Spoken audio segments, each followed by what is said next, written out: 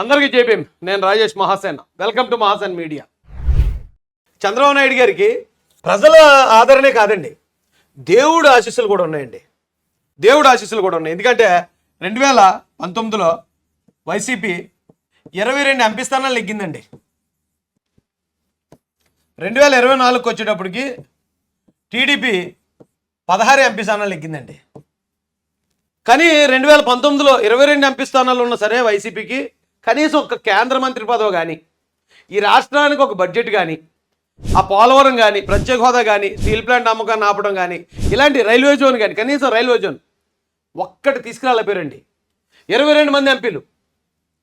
ఇక్కడ కేవలం టీడీపీ దగ్గర పొత్తులో భాగంగా మిత్రపక్షాలకు ఇచ్చేగా మా దగ్గర మిగిలింది కేవలం 16.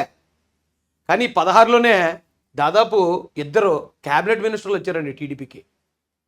ఒకటి రామ్మోహన్ నాయుడు గారు, 2 పెమ్మసాని చంద్రశేఖర్ గారు. 2 కేంద్ర మంత్రులతో పాటు ఈ ఎన్డీఏ కూటమిలోనే సెకండ్ లార్జెస్ట్ పార్టీగా తెలుగుదేశం పార్టీ అవతరించింది. మేము నెగ్గడం అనేది, తెలుగుదేశం పార్టీ నెగ్గడం అనేది ఆంధ్ర ప్రజల దీవెనలు, చంద్రబాబు నాయుడు గారి కష్టానికి ఫలితం. కానీ అదే టైంకి బీజేపీ తక్కువ సీట్లకి పరిమితం అయిపోవటం, బీజేపీకి సీట్లు కావాల్సి రావటం, అది ప్యూర్లీ దేవుడిదేయండి. దేవుడు వేసిన స్కెచ్ అది. ఎక్కడైతే చంద్రబాబు నాయుడు గారు అవమానపడ్డారో, ఎవరైతే ఆయన్ని చిన్నచూపు చూసారో వాళ్ళకి ఆయన ఉపయోగపడేలా ఇది అవ్వడం అనేది. ఇప్పుడు ఇక్కడ ఆయన 22 గెలిచినప్పుడు వాళ్ళకి 340 గెలిచేసారు బీజేపీ వాళ్ళు. కానీ ఇక్కడ 16 నెగ్గారు. కానీ బీజేపీ 240కి అక్కడ ఆగిపోయింది. బీజేపీని 240కి ఆపడం మన తరం అవుతుందా? ఇక్కడ ఈ రాష్ట్రంలో కానీ తెలంగాణలో కానీ ఏ పార్టీ అన్నా బీజేపీని 240కి పరిమితం చేయగలమా మనం? చేయాలంటే దేవుడు మాత్రమే చేయాలి. దేవుడు కరెక్ట్గా వాళ్ళకి తక్కువకే వాళ్ళని పరిమితం చేసి మన అవసరం కల్పించి చంద్రబాబు నాయుడు గారి గొప్పతనం వాళ్ళకి తెలియజేసి ఈ రోజున అమరావతి అలా నడుచుకుంటూ వెళ్ళిపోద్దండి. 2-3 సంవత్సరాల్లో అంగరంగ వైభవం అన్న ఒక పెద్ద రాజధాని నగరం మనకు ఏర్పడుతుంది. పోలవరం పరిగెడుతుంది. ఏమంటే railway zone, steel plant, Chandrababu Naidu గారు ఏది అడిగితే అది మోడీ గారు పెద్ద మనసు చేసుకుని ఇవ్వటం తప్ప ఆయన వద్దనే మాట అయితే అనరనేది నా నమ్మకం అండి. వద్దు, మేము ఇది చేయలేము, మేము ఇది ఇవ్వం అనే ఆ పరిస్థితి అయితే ఉండదని నేను అనుకుంటున్నాను. అయితే మీరు ఇక్కడ ఇంకో మాట మనం గమనిస్తే, కింజరపు రామ్మోహన్ నాయుడు గారు నిజంగా వీళ్ళ తల్లిదండ్రులు వాళ్ళు ఎంత పుణ్యాత్ములో. కింజరపు ఎర్రనాయుడు గారు ఆయన తెలుగుదేశం పార్టీలో కీ పొజిషన్లో మంచి లీడర్. ఈయన రామ్మోహన్ నాయుడు గారు 3 సార్లు హ్యాట్రిక్ అక్కడ ఇది ఎంపీగా నెగ్గటం. ఆయన రావడం అయితే వారసుడిగానే వచ్చాడు. ఎవరికి? ఎర్రనాయుడు గారికి వారసుడిగానే వచ్చాడు. కానీ 3 సార్లు హ్యాట్రిక్గా ఎంపీ నెగ్గడం అనేది ఆషామాషి విషయం కాదు. వారసత్వం ఒకటే క్వాలిఫికేషన్ ఉంటే 3 సార్లు నెగ్గడం, ఏదో ఒకసారి గాల్లో ఉంటే నెగ్గుతారు. కానీ కంటిన్యూగా 3 సార్లు అంటే ఆ ఏరియాలో ఆయన ఎంపీ స్థానంలో ఆయనకున్న పట్టది. ఆయన మొన్న కూడా 2019 ఎలక్షన్ తర్వాత కూడా 22 మంది ఎంపీలు ఉన్న వైసీపీ ఆ లోక్సభలో కానీ రాజ్యసభలో కానీ పన్నెత్తి మాట్లాడలేకపోయేవారు. కానీ తక్కువ ఎంపీలో ఉన్నా సరే రామ్మోహన్ నాయుడు గారు 2-3 సార్లు మొత్తం పార్లమెంట్ని దద్దలు ఆడించాడు. చాలా చిన్న వయసు. ఈ వీడియో చూసేవాళ్ళు లేకపోతే వీడియో చూడబోయే వాళ్ళ కన్నా చాలా చిన్న వయసు. కానీ రాష్ట్ర ప్రయోజనాల కోసం గర్జించాడండి. ఆయన ఇప్పుడు ఈ అవకాశం కూడా వేరేగా అదృష్టంతో రాలే, ఆయన టాలెంట్తోనే ఆయన సాధించుకున్నాడు. ఈ రోజున ఆయన గెలిచిన తర్వాత కూడా తల్లిదండ్రులకి అలాగే ఆయన ఆ పార్లమెంటు సభ్యులకి థ్యాంక్ చెప్తూ పాటు ఈయనకి ఇంత అవకాశం కల్పించిన గాడ్ ఫాదర్ నారా చంద్రబాబు నాయుడు గారిని ఆయన మాట్లాడిన విధానం ఎప్పటికీ మర్చిపోలేం.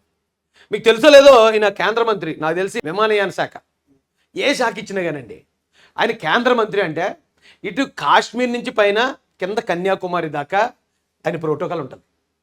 ఏ రాష్ట్రం వెళ్ళినా ఎక్కడికి వెళ్ళినా సరే రామ్మోహన్ నాయుడు గారు వస్తున్నారు అంటే ఆ జిల్లాలో ఉన్న కలెక్టర్లు, ఎస్పీలు దద్దలు ఆడిపోతారు. భారతదేశ వ్యాప్తంగా మనతో పాటు సాటి వ్యక్తి, ఒక వెనకబడిన తరగతులకు చెందిన వ్యక్తి, ఒక యువకుడు తన టాలెంట్తో ఈ రోజున చంద్రబాబు నాయుడు గారి ఆశీస్సులతో భారతదేశంలోనే పేరు ప్రఖ్యాతలు సాధించిన వ్యక్తిగా ఎదగటం గర్వకారణం అండి. ఈరోజు నాకు వాట్సాప్లో వచ్చింది, నరేంద్ర మోడీ గారి క్యాబినెట్లో ప్రెస్ మీట్ పెట్టే అర్హత కొద్దిమందికి కల్పిస్తూ లిస్టు రిలీజ్ చేశారు. ఆయన ఆ లిస్టులో ఈయన పేరుంది. అంటే కేంద్రం తరపున మాట్లాడే అవకాశం భారతదేశ ప్రభుత్వం. ఇండియా బాబా చిన్నదేటండి బాబు ఇండియా. మొన్న మేము TV9 వాళ్ళతో జగనాన్ని కేసు పెట్టించినప్పుడు హిమాచల్ ప్రదేశ్ వెళ్ళాం. దాని బదులు పక్క దేశం వెళ్ళిపోవడం చాలా ఈజీ. మన దేశంలో తిరగడం కన్నా పక్క దేశం వెళ్ళడం చాలా చాలా సింపుల్. అంత పెద్ద దేశం మనది. అక్కడి నుంచి ఇక్కడ దాకా ప్రోటోకాల్ సాధించిన వ్యక్తిగా, ఆయనకు అవకాశం కల్పించిన వ్యక్తులుగా చంద్రబాబు నాయుడు గారు, లోకేష్ గారు, వారు ఎవరినన్నా నమ్మితే, వారి పట్ల ఎవరైనా నమ్మకంగా ఉంటే వాళ్ళు ఇచ్చేది ఈ స్థాయిలోనే ఉంటుందండి. అప్పుడు బాలయోగ్ గారిని, ఆయన్ని కూడా అలాగే ఆ స్టేజ్లో కూర్చోబెట్టారు చంద్రబాబు నాయుడు గారు. ఆయన తర్వాత ఇప్పుడు బీసీ వర్గానికి చెందిన రామ్మోహన్ నాయుడు గారిని, చాలా అదృష్టం, వ్యక్తి కూడా చాలా మంచోడు. జనరల్గా చాలామంది ఒక స్టేజ్కి వెళ్ళిన తర్వాత లెక్కలేనట్టు కొంచెం యాటిట్యూడ్ చూపించి మాట్లాడతారు. ఈయన అలా కాదు, ప్రతి ఒక్కరిని ఒకే విధంగా గౌరవిస్తూ మాట్లాడతాడు. ఎందుకంటే మేము కూడా చాలాసార్లు ఆయనతో మాట్లాడాం. ప్రతి ఒక్కరిని గౌరవిస్తాడు, చాలా సౌమ్యుడు, చాలా సింపుల్గా ఉంటాడు.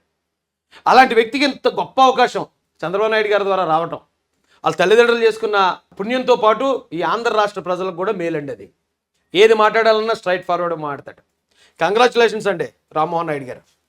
ఇక పెమ్మసాని చంద్రశేఖర్ గారు, ఈయన ఈ మధ్య పాలిటిక్స్లోకి ఎంట్రీ ఇచ్చినా కాడ ఈయన వస్తుంటే ఒక హీరో ఎంట్రీ అయినట్టు, ఏది ఆ ఎయిర్పోర్ట్ నుంచి బయటకు వచ్చినప్పుడు ఇలాంటి కొన్ని వీడియోలు, కొన్ని ఫుటేజీలు చూశాను నేను. ఆయన చేసింది ఎక్కడో నాకు తెలిసి ఎన్ఆర్ఐ, బాగా కష్టపడి బాగా సంపాదించాడు, ఎవరిని దోచుకోలేదు, ఎవరిని దోచుకుని ఎవరికి అన్యాయం చేయలేదు. ఆయన కష్టం మీద ఆయనే నిలబడి ఈ రోజున ఆయన సహాయ శాఖ మంత్రి కేంద్రానికి ఈ ఘనత సాధించింది నారా చంద్రబాబు నాయుడు గారు. నారా చంద్రబాబు నాయుడు గారి వేళ 22 మంది ఎంపీలు ఉన్న జగన్మోహన్ రెడ్డి గారు, దాదాపు రాజ్యసభతో కలిపి 30 మంది ఎంపీలు ఉండేవారు ఆయన దగ్గర, జగన్మోహన్ రెడ్డి గారి దగ్గర. కనీసం ఒక్క పదవి సాధించలేకపోయాడు కేంద్రంలో ఆయన. కానీ చంద్రబాబు నాయుడు గారు 16 మందే ఉన్నా సరే నీతి, నిజాయితీ, నిబద్ధతకి దేవుడు తోడైతే ఎలా ఉంటుంది ఈ రోజున మనకు చూపిస్తున్నారండి. ఈ రాష్ట్రానికి జగన్మోహన్ రెడ్డి గారు ముఖ్యమంత్రిగా ఉన్నప్పుడు రైల్వే బడ్జెట్ కేటాయింపులో ఎప్పటికైనా ₹1 కేటాయించారట. రూపాయి కన్నా తక్కువ.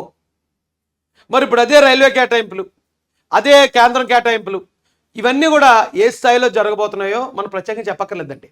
ఈ రాష్ట్రానికి మంచి రోజులు వచ్చాయి. ఈ రాష్ట్రంలో ఉన్న ప్రజలు, నిరుద్యోగులు, ఉద్యోగులు అందరికీ కూడా మంచి రోజులు వచ్చాయనడానికి నిదర్శనం అంటే ఇది.